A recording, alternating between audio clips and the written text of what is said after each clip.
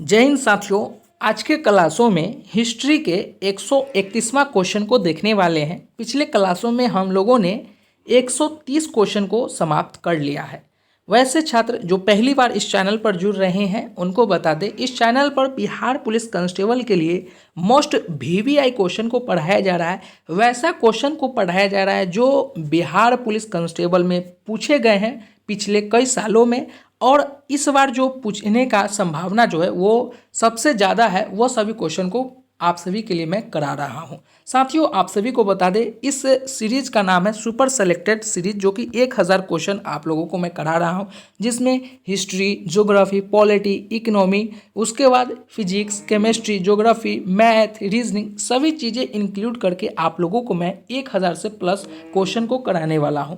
तो इस सीरीज को अगर आप लोगों ने नहीं देखा है तो डिस्क्रिप्शन में लिंक दिया गया है, वहां पर जाकर आप लोग देख सकते हैं। यह वीडियो फिर से रिवाइज कराया जा रहा है। जैसे कि आपको पता है, बिहार पुलिस कांस्टेबल का एग्जाम स्थगित कर दिया गया था। इससे पहले मैंने आप लोगों का सुपर सेलेक्टेड 1000 क्वेश्चन को पढ़ा दिया था, लेकिन यह क्वेश्चन एग्जाम के पॉइंट ऑफ व्यू से काफ़ी ज़्यादा वीवीआई है, इसलिए मैं आपको फिर से रिवाइज कराने का प्रयत्न कर रहा हूँ। एक चीज़ और आप लोगों का समस्या आता रहता है, जो कि लगातार मैं सभी वीडियो में आप लोगों को वीडियो के माध्यम से बताता हूं कि आप लोगों को एक से क्वेश्चन नहीं बनता है, या 2 क्वेश्चन नहीं बनता है, या 3 क्वेश्चन नहीं बनता है, तो आप लोग स्किप कर देते हैं। तो देखिए, स्किप करने से, वीडियो को छोड़ने से, नहीं पढ़ने से आपका सिलेक्शन नहीं होने वाला है। जब तक आपको अपने खुद से अगर नहीं लड़िएगा, अपने खुद से नहीं समझने का प्रयत्न कीजिएगा, तब तक आपको जो है कोई भी एग्ज़ाम आपसे क्लियर नहीं होने वाला है। तो इस चीज़ को समझिए और स्किप ना करें। जितना चीज़ हो सके ज़्यादा से ज़्यादा क्वेश्चन को अटेम्प्ट करें, ज़्यादा से ज़्यादा क्वेश्चन को समझें। खूब नहीं पढ़ने का मन कर रहा है तो आप थोड़ा सा आप क्या करें, 2x के स्पीड में देख लें, या थोड़ा सा आप बोरियत फील करके उसके बाद अपना पढ़ाई को पहले अपना प्रायोरिटी दें। नहीं तो आप बहुत सारे लाखों छात्र के तरह आप भी जो है भटकते रह जाएंगे। तो इसलिए मैं आपको यही सजेशन देता हूं कि जितना हो सके ज़्यादा से ज़्यादा 2 महीना आप अपना लगा दे एफर्ट और बिहार पुलिस कांस्टेबल में सिलेक्शन ले लें। चलिए, सवाल नंबर 131 के तरफ से कौन सा क्वेश्चन आप लोगों पहले बना पाते हैं, ये आप कमेंट बॉक्स में ज़रूर बताएंगे कितना क्वेश्चन आप लोग सही कर पाते हैं। सो पहला क्वेश्चन सवाल नंबर 131 में आप सभी साथियों से क्या पूछा जा रहा है। काफ़ी अच्छा प्रश्न, काफ़ी खूबसूरत प्रश्न है कि विजयनगर साम्राज्य और दक्कन सल्तनतों के बीच तालीकोटा का युद्ध किस वर्ष लड़ा गया था। 4 ऑप्शन दे रखा है आप सभी को। ए 1561 ईस्वी में, बी 1556 ईस्वी में, या सी 1565 ईस्वी में, या डी 1575 ईस्वी में। तो आपको बता दें, विजयनगर साम्राज्य और दक्कन सल्तनतों के बीच तालीकोटा का जो युद्ध लड़ा गया था वो युद्ध 1565 ईस्वी में लड़ा गया था। देखिए, क्वेश्चन आपसे गलती होंगे, क्योंकि इंसान से गलतियां होती है, हमसे भी होता है, आपसे भी होंगे। अगर मान लीजिए एक क्वेश्चन अभी आपने 131 का देखा, गलत हो गया, कोई दिक्कत नहीं, फिर से आप रिवाइज कर लेंगे। अब आने वाले समय में अगर आपसे गलती होता है तो ये मिस्टेक हुआ, ऐसे आपसे ये क्वेश्चन आपने कभी देखा ही नहीं था, तो ऑटोमेटिक है कि तुक्का मारेंगे तो आपका गलत ही होगा। तो आप स्किप में नहीं करें। मेरा मतलब यही है कि आप ज़्यादा से ज़्यादा शिक्षा से जुड़े रहें, जिससे आपका एग्ज़ाम आसानी से निकल जाए, है ना। चलिए, अगला क्वेश्चन सवाल नंबर 132 आप सभी से क्या पूछा जा रहा है कि अब्दुल हामिद लोहारी की कृति बादशाहनामा, उनके संरक्षण का आधिकारिक इतिहास क्या है। ए शाहजहां द्वारा, बी जहांगीर द्वारा, या सी हुमायूं द्वारा, या डी औरंगजेब द्वारा। अब्दुल हामिद लोहारी की कृति बादशाहनामा किनके संरक्षण की आधिकारिक इतिहास है, तो वो है शाहजहां के इतिहास के द्वारा। सवाल नंबर 132 का जो सही ऑप्शन हो जाएगा वो ऑप्शन ए हो जाएगा। नेक्स्ट क्वेश्चन सवाल नंबर 133 आप सभी से क्या पूछा जा रहा है। जैन धर्म के 23वें तीर्थक कौन थे। ए ऋषभनाथ, बी पार्श्वनाथ, या सी अजितनाथ, या डी महावीर। तो सवाल नंबर 133 का जो सही ऑप्शन होगा आपका, वो ऑप्शन आपका बी होगा, पार्श्वनाथ। जैन धर्म में 23वें तीर्थंकर जो थे वो पार्श्वनाथ थे। चलिए, अगला क्वेश्चन की तरफ चलते हैं। सवाल नंबर 134 आप सभी से क्या पूछा जा रहा है। सवाल नंबर 134 में कि निम्नलिखित में से कौन मत्स्य महाजनपद की राजधानी थी। ए कौशाम्बी, बी इंद्रप्रस्थ, या सी विराटनगर, या डी मथुरा। तो सवाल नंबर 134 का जो सही ऑप्शन हो जाएगा वो हो जाएगा विराटनगर। मत्स्य महाजनपद की जो राजधानी थी वो था विराटनगर। चलिए अगला क्वेश्चन की तरफ चलते हैं। सवाल नंबर 135 आप सभी से क्या पूछा जा रहा है कि गंगईकोंडा चोलमपुरम के संस्थापक कौन थे? ए विजय माल्या या विजयालय या राजा प्रथम या सी कुलोतुंग या डी राजेंद्र प्रथम। इतिहास के जितने भी महान लोग थे, जितने भी महान लोग, अजीबो नाम है। आप पढ़ेंगे ना तो एक बार में आपको समझ में पूरा क्लियर्स नहीं आता है। वैसे आप भी अगर इसमें देखेंगे तो थोड़ा आपको भी कन्फ्यूजन्स आएंगे, है ना। चलिए कोई बात नहीं, आप लोग समझते हैं अच्छे से। देखिए गंगईकोंडा चोलपुरम के संस्थापक कौन थे? तो वो थे राजेंद्र प्रथम। तो सवाल नंबर 135 का जो सही ऑप्शन हो जाएगा वो ऑप्शन आपका डी हो जाएगा। चलिए नेक्स्ट क्वेश्चन की तरफ चलते हैं। सवाल नंबर 136 आप सभी से क्या पूछा जा रहा है कि प्राचीन भारत में वनवासी किस नाम से जाने जाते थे? ए मंदसौर या बी मलेच्छर या सी निषाद या डी पानीकर। तो सवाल नंबर 136 का वनवासी, सवाल नंबर 136 का जो सही ऑप्शन हो जाएगा वो ऑप्शन निषाद हो जाएगा। प्राचीन में भारत में वनवासी को जो है निषाद के नाम से जाना जाता था। सवाल नंबर 137 किस मौर्य स्तंभ के शीर्ष पर एक विशाल हाथी स्थापित है? ए सारनाथ स्तंभ, बी लौरिया नंदनगढ़ स्तंभ, और ऑप्शन देखते हैं, और तीसरा संकीसा स्तंभ, और डी रामपुरवा स्तंभ। तो आप सभी का जो होगा मौर्य स्तंभ के शीर्ष पर एक विशाल जो हाथी है वो हाथी संकीसा स्तंभ पर है। तो सवाल नंबर 137 का जो सही ऑप्शन हो जाएगा वो ऑप्शन आपका सी हो जाएगा। नेक्स्ट क्वेश्चन आप सभी से क्या पूछा जा रहा है कि सवाल नंबर 138 में कि बुद्ध कौशाम्बी किसके राज्यकाल में आए थे? ए सत्तानिक, बी उदयन या सी बोधि या डी निच्छुक्ष। सवाल नंबर 138 का जो सही ऑप्शन होगा बुद्ध कौशाम्बी जो है किसके राज्यकाल में आए थे? तो वो आए थे उदयन के राज्यकाल में। तो सवाल नंबर आपका 138 का जो सही ऑप्शन हो जाएगा वो ऑप्शन आपका बी हो जाएगा।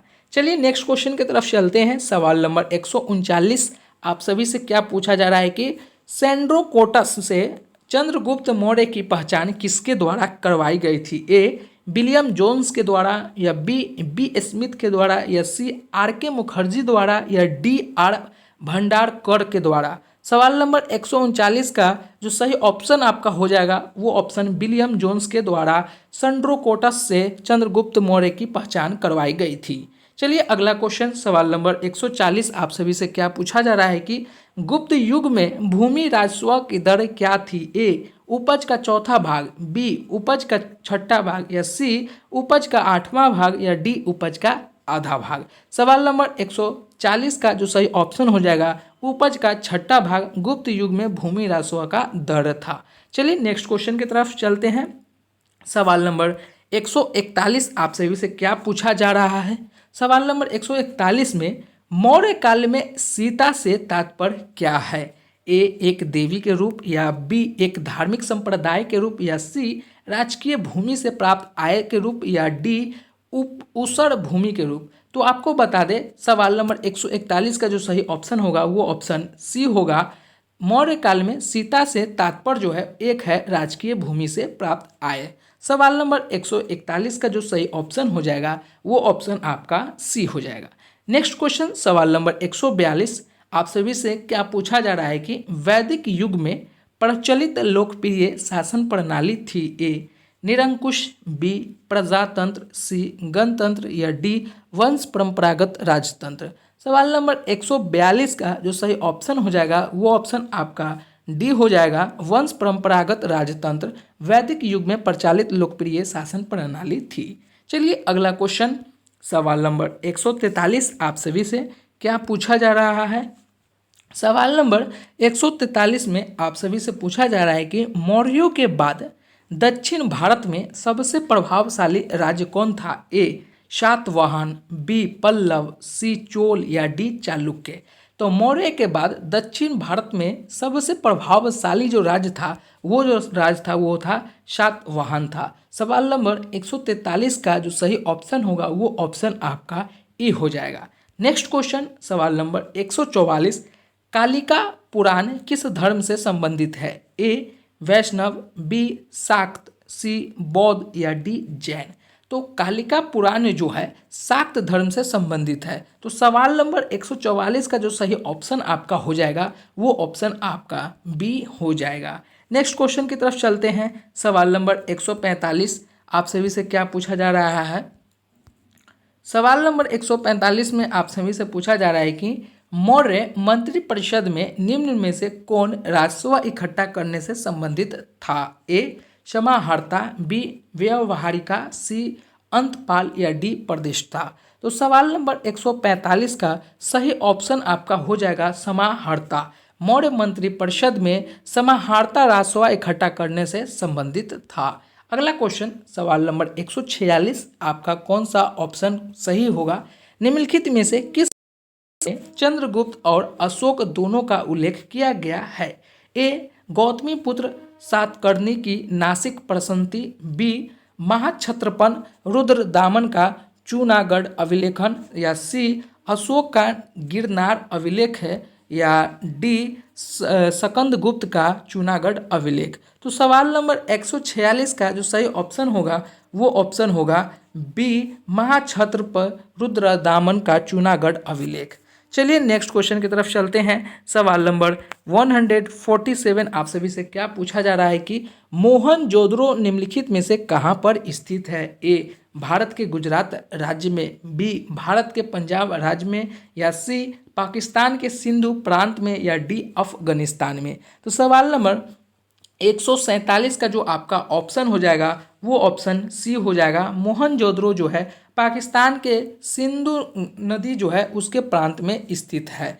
चलिए नेक्स्ट क्वेश्चन सवाल नंबर 148 आप सभी से क्या पूछा जा रहा है कि बुद्ध की मृत्यु के पश्चात प्रथम बौद्ध संगीति की अध्यक्षता की गई? ए महाकश्यप द्वारा, बी धर्मसेन द्वारा, या सी अजात शत्रु द्वारा, या डी नागसेन द्वारा। तो बुद्ध की मृत्यु के पश्चात प्रथम बौद्ध संगीति की जो अध्यक्षता की गई थी वो महाकश्यप के द्वारा किया गया था। सवाल नंबर 148 का जो सही ऑप्शन हो जाएगा वो ऑप्शन आपका ए हो जाएगा। चलिए नेक्स्ट क्वेश्चन की तरफ चलते हैं। सवाल नंबर 149 आप सभी से क्या पूछा जा रहा है? भारत का प्रथम अस्पताल एवं औषधि वाग निर्माण करवाया था? ए अशोक ने, बी चंद्रगुप्त मौर्य ने, या सी भगवान महावीर ने, या डी धन्वंतरि ने। तो सवाल नंबर 149 का जो सही ऑप्शन हो जाएगा वो अशोक हो जाएगा। भारत का प्रथम अस्पताल एवं औषधि वाग निर्माण करवाया था अशोक के द्वारा। सवाल नंबर 150 आप सभी से क्या पूछा जा रहा है कि किस वेद में सभा और संपत्ति समिति को प्रजापति की दो पुत्रियों कहा गया है? ए सामवेद को, बी यजुर्वेद को, या सी यजुर्वेद को, या डी अर्थवेद को। यहाँ पर यजुर्वेद की जगह पर ऋग्वेद होगा। एक चीज़ और आप लोग याद रखेंगे, सभी वेदों में सबसे पुराना जो वेद है वो ऋग्वेद है, और यहाँ पर आप सभी से पूछा जा रहा है सभा और समिति के प्रजापति को दो पुत्र कहा गया है, वो कहा गया है अर्थवेद को। सवाल नंबर 150 का जो सही ऑप्शन हो जाएगा वो ऑप्शन आपका डी हो जाएगा। चलिए नेक्स्ट क्वेश्चन की तरफ चलते हैं। सवाल नंबर 151 आप सभी से क्या पूछा जा रहा है कि प्राचीन भारत में निम्नलिखित में से कौन सी एक लिपि दाईं ओर से बाईं ओर लिखी जाती थी? ए ब्राह्मी, बी नंदनागरी, या सी शारदा, या डी खरोष्टी। तो आप सभी जानते हैं कि प्राचीन भारत में जो है एक लिपि दाईं ओर से बाईं ओर लिखी जाती थी, वो कौन लिपि थी? वो थी खरोष्टी। चलिए नेक्स्ट क्वेश्चन की तरफ। सवाल नंबर 152 आप सभी से क्या पूछ रहा है? सवाल नंबर 152, एक जूते हुए खेत की खोज की गई थी, कहाँ खोज की गई थी? मोहनजोदड़ो में, बी हड़प्पा में, सी कालीबंगा में, या डी लोथल में। तो आप सभी जानते हैं कि एक जूते हुए खेत की जो खोज हो गई थी वो हड़प्पा में हुई थी। नेक्स्ट क्वेश्चन सवाल नंबर 153 आप सभी से पूछा जा रहा है कि भारत का सबसे बड़ा हड़प्पनपुरा स्थल कहाँ है? ए आलमगीरपुर में, बी कालीबंगा में, सी लोथल में, या डी राखी गढ़ी में। तो आप सभी जानते हैं कि भारत का सबसे बड़ा हड़प्पा जो है पूरा स्थल जो है वो राखी गढ़ी में है। तो सवाल नंबर 153 का जो सही ऑप्शन हो जाएगा वो ऑप्शन डी हो जाएगा। नेक्स्ट क्वेश्चन चलिए देखते हैं साथियों। यह सभी बहुत ही वीवीआई क्वेश्चन है, इसे आप लोग बिल्कुल नज़रअंदाज नहीं करेंगे। आपको मैं ये चीज़ लगातार इसलिए बोल रहा हूँ, जब आप एग्ज़ाम देने जाएंगे बिहार पुलिस कांस्टेबल का और उस टाइम यह सभी क्वेश्चन देखने के बाद आपसे न बनेगा तो उस समय आपको बहुत अफसोस होगा। सोचेंगे कि काश ये क्वेश्चन हम पढ़ लेते तो ये क्वेश्चन का मेरा आंसर एक नंबर जो है वो बढ़ जाता। तो उस समय अफसोस करने से कोई फ़ायदा नहीं रहेगा, है ना। तो अभी ही थोड़ा सा बोरियत फील हो रहा है, कोई दिक्कत नहीं, थोड़ा सा एडजस्ट करके आप अपना एक बार फ्यूचर को फिक्स कर ले, एक जगह पर सेटल कर ले, उसके बाद आराम से रील्स देखते रहना है आप सभी को, है ना। चलिए 154 नंबर क्वेश्चन देखते हैं। तामसो मा ज्योतिर्गम्य कथन का मूलतः क्या है? ए उपनिषद, बी महाकाव्य, सी पुराण या डी षड दर्शन। तो आप सभी जानते हैं सवाल नंबर 154 का जो कौन सा ऑप्शन सही होगा? तमसो माँ ज्योतिर्गम्य जो कथन है कहाँ से लिया गया है? वो है उपनिषद का मूलतः है। सवाल नंबर 155, बौद्ध संघ में भिक्षुओं के रूप में स्त्रियों में प्रवेश की अनुमति बुद्ध द्वारा दी गई थी? ए श्रावस्ती में, बी वैशाली में, सी राजगीर में या डी कुशीनगर में। तो आप सभी जानते हैं कि बौद्ध संघ में जो है भिक्षुओं के स्त्रियों में प्रवेश करने की अनुमति जो बुद्ध द्वारा दी गई थी वो है वैशाली डिस्ट्रिक्ट में दी गई थी। वैशाली कहाँ है? आप सभी जानते हैं बिहार के एग्ज़ामों में पूछा भी जाता है, सबसे छोटा जो सबसे कम जनसंख्या वाला राज्य में, तो आपको भी यह वैशाली आपको लगाना है। और यह बौद्ध द्वारा भिक्षुओं स्त्रियों में करने के लिए ट्रांसप्लेंट जो है ये दिया गया था, ये बुद्ध द्वारा, ये भी वैशाली में दिया गया था। तो ये सभी चीज़ें आपको याद होना चाहिए, है ना। चलिए सवाल नंबर 156 आप सभी से क्या पूछा जा रहा है कि निम्नलिखित में से किस में पुनर्विवाह वर्जित है? ए जातक में, बी मनुस्मृति में या सी याज्ञवल्क्य में या डी अर्थशास्त्र में। तो आप सभी जानते हैं कि पुनर्विवाह वर्जित है वो है मनुस्मृति में। तो सवाल नंबर 156 का जो राइट आंसर हो जाएगा वो आपका ऑप्शन बी हो जाएगा। नेक्स्ट क्वेश्चन सवाल नंबर 157, इलाहाबाद का अशोक स्तंभ किसके शासन के बारे में सूचना प्रदान करता है? ए चंद्रगुप्त मौर्य, बी चंद्रगुप्त प्रथम या सी चंद्रगुप्त द्वितीय या सी डी समुद्रगुप्त के द्वारा। तो आप सभी जानते हैं कि इलाहाबाद का जो अशोक स्तंभ जो है वो समुद्रगुप्त प्रथम के जो है उनका सूचना प्रदान करता है। तो सवाल नंबर 157 का जो राइट आंसर हो जाएगा वो राइट आंसर डी हो जाएगा। चलिए नेक्स्ट क्वेश्चन की तरफ चलते हैं। अगला क्वेश्चन आप सभी से क्या पूछ रहा है कि निम्नलिखित में से किस गुप्त शासक ने सर्वप्रथम सिक्के जारी किए थे? ए चंद्रगुप्त प्रथम ने, बी घटोत्कच ने या सी समुद्रगुप्त ने या डी श्रीगुप्त ने। तो आप सभी जानते हैं सवाल नंबर 158 का ऑप्शन आपका हो जाएगा चंद्रगुप्त प्रथम ने जो है सिक्के का जो है सबसे प्रथम बार लागू किया था। सवाल नंबर 159 कि सिंधु सभ्यता के बारे में कौन सा कथन असत्य है? नगर में नालियों की सुदृढ़ व्यवस्था की गई है, जो कि ये बात सही है। व्यापार और वाणिज्य का उन्नत दशा में था, ये भी सही है। मातृ देवी का उपासना की जाती है, ये भी सही है। लोग लोहे से परिचित थे, जो कि उस समय जो है लोग लोहे से परिचित नहीं थे। तो सवाल नंबर 159 का जो सही ऑप्शन हो जाएगा आपका वो ऑप्शन डी हो जाएगा। नेक्स्ट क्वेश्चन सवाल नंबर 160 आप सभी से क्या पूछ रहा है? सवाल नंबर 160 में कि चंदहुदरों के उत्खनन का निर्देश क्या था? ए जे.एच. मैके ने, बी सर जॉन मार्शल ने, सी आई.ई.एम. हिलर ने या डी सर आर.एल. स्टीन ने। तो आप सभी जानते हैं कि चंदहुदरों के उत्खनन का निर्देश जो है कौन दिया था? तो वो है जे.एच. मैके ने दिया था। तो सवाल नंबर 160 का जो सही ऑप्शन हो जाएगा वो ऑप्शन आपका ए हो जाएगा। चलिए नेक्स्ट क्वेश्चन की तरफ चलते हैं। सवाल नंबर 161 सर्वप्रथम स्तूप शब्द कहाँ मिलता है? तो आप सभी जानते हैं ए ऋग्वेद, बी जातक कथा, सी अर्थशास्त्र में या डी अष्टध्यायी में। सवाल नंबर 161 आप सभी से पूछा जाए कि सर्वप्रथम स्तूप कहाँ मिलता है? तो वो आप सभी जानते हैं ऋग्वेद में। चलिए नेक्स्ट क्वेश्चन सवाल नंबर 162 आप सभी से क्या पूछा जा रहा है कि कुंडलपुर जन्म स्थान किसका है? ए सम्राट अशोक का, बी गौतम बुद्ध का, या सी महावीर स्वामी का, या डी चैतन्य महाप्रभु का। सवाल नंबर 162 काफ़ी सिंपल क्वेश्चन है। कुंडलपुर जन्म स्थान किसका था, ये आप लोग कमेंट बॉक्स में बताएंगे। और आज का क्लास यहीं समाप्त होता है। इसमें कितना क्वेश्चन आप लोगों ने जानते थे, मतलब 30 से स्टार्ट किए थे, मतलब 32 क्वेश्चन को हम लोगों ने देखा है। तो इसमें से कितने क्वेश्चन आपको पहले से पता था, क्योंकि यह रिवाइज क्वेश्चन चल रहा है, तो आपको उम्मीद है कि 30 में तो कम से कम आप लोग कम से कम तो 25 क्वेश्चन को आंसर जो है सही से आप लोग दिए होंगे। फिर भी आप लोग कमेंट बॉक्स में बताएंगे कि कितना क्वेश्चन आप लोगों ने सही किया है। फिर मिलते एक नई क्लासों में, जब तक के लिए जय हिंद।